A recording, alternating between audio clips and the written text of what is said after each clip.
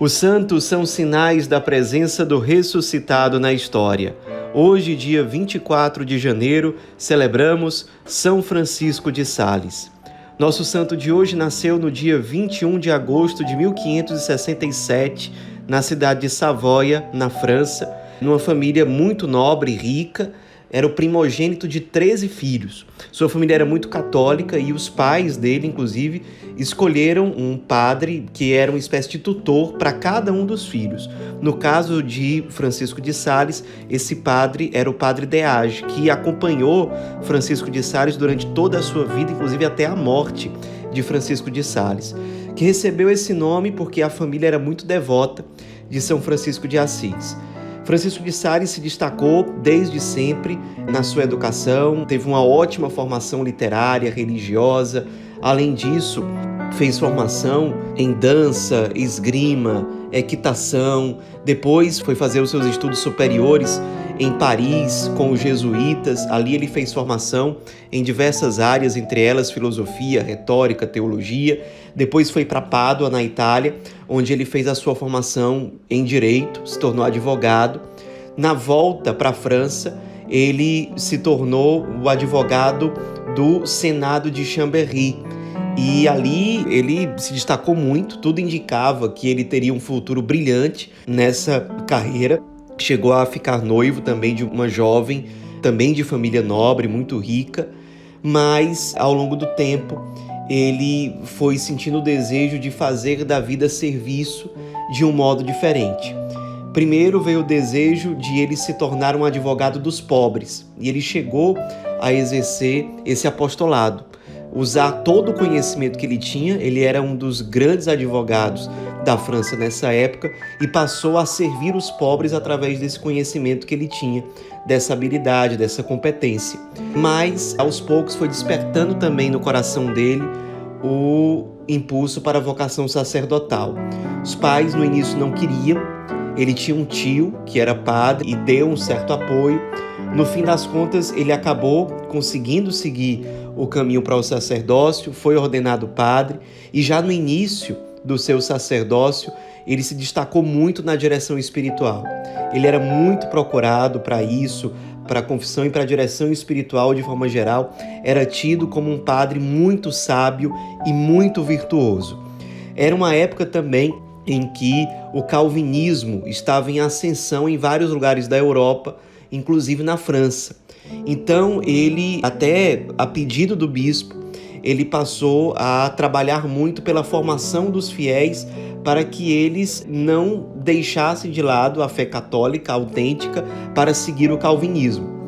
Então Francisco de Sales, que era um grande pregador, passou a pregar muito sobre esse assunto para deixar claro que a doutrina calvinista era incompatível com a verdadeira doutrina. Ele também teve a iniciativa de preparar vários folhetos para a evangelização, para a formação do povo, e distribuir esses folhetos por vários lugares. Várias pessoas o ajudavam nesse trabalho de distribuição desses folhetos. Além disso, ele deixou vários escritos, fez várias palestras nesse tempo e tinha uma capacidade de persuasão muito grande, mas uma persuasão que não era ostensiva, mas que primava pelo respeito à liberdade das pessoas. Então, de uma forma muito elegante, digamos assim, ele conseguia de fato persuadir muitas pessoas e, na época, dezenas de milhares de pessoas que já estavam seguindo o caminho do calvinismo deixaram esse caminho para seguir a fé católica. No fim das contas, morreu o bispo de Genebra e ele foi escolhido pelo Santo Padre para ser o novo bispo daquela cidade, que era uma cidade importante da Suíça, local onde havia muitos calvinistas. Então, o trabalho de São Francisco de Sales, agora como Dom Francisco de Sales, não seria fácil. Ele fixou residência na cidade de Annecy, tinha uma vida de oração, uma vida ascética muito profunda, e ali como bispo ele foi um grande pastor, sábio, prudente, solícito aos padres que formavam o clero local, também aos fiéis. Continuou fazendo seus escritos, distribuindo livros de caráter catequético, pastoral, ascético. Ao todo, São Francisco de Sales deixou, em termos de escritos, cerca de 4.000 sermões, 21.000 cartas de direção espiritual que ele enviava para pessoas que traziam certas questões espirituais para que ele pudesse dar uma direção. Várias outras obras. Entre as obras se destacam especialmente duas que marcaram a história da igreja pela sua riqueza pedagógica e espiritual. Então essas obras são o Tratado do Amor de Deus, em que ele desenvolve uma frase antiga entre os santos, entre os doutores da igreja, que é a medida do amor de Deus em amar sem medida. E outro grande livro, ainda mais popular, é a Introdução à Vida Devota, também conhecido como Filoteia, que, assim como, por exemplo, a Imitação de Cristo, é um livro para oração diária, para que as pessoas sejam inseridas gradualmente na vida ascética, na vida de oração. Nesses escritos que São Francisco de Sales deixou, entre outras coisas, ele ensina: a devoção deve ser praticada de uma forma pelo cavalheiro, de outra pelo artesão, pelo criado, pelo príncipe, pela viúva, pela solteira ou pela senhora casada. Sua prática deve estar em relação com as forças, as ocupações e deveres de cada estado. É um erro querer suprimir a vida devota dos quartéis dos soldados, do ateliê do artesão, da corte dos príncipes ou da sociedade conjugal. Então é um trecho que mostra algo muito marcante no apostolado de São Francisco de Sales, que era mostrar para as pessoas que a santidade é vocação de todos e que cada estado de vida, cada realidade contém em si um caminho próprio para a santidade, respeitando o ritmo de cada estado de vida, as obrigações de cada situação, mas que cada situação é possível de alcançar a santidade. Seja o artesão, o soldado, o sacerdote, o homem casado, a mulher solteira, a viúva, a santidade é para todos. E grande parte da preocupação pastoral de São Francisco de Sales era mostrar isso para as pessoas e ensinar como elas poderiam encontrar esse caminho. Entre as inúmeras pessoas que foram muito influenciadas por São Francisco de Sales está São João Bosco, que nós vamos celebrar daqui a alguns dias. Dom Bosco, inclusive, escolheu para os seus irmãos sacerdotes o nome de Salesianos como uma inspiração e uma referência muito claras a São Francisco de Sales.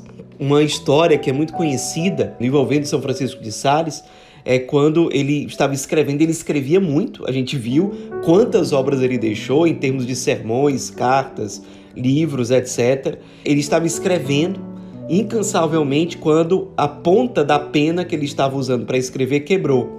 E conta a história que ele encostou essa pena quebrada no coração e, pela graça de Deus, a pena foi consertada e ele, na mesma hora, voltou a escrever.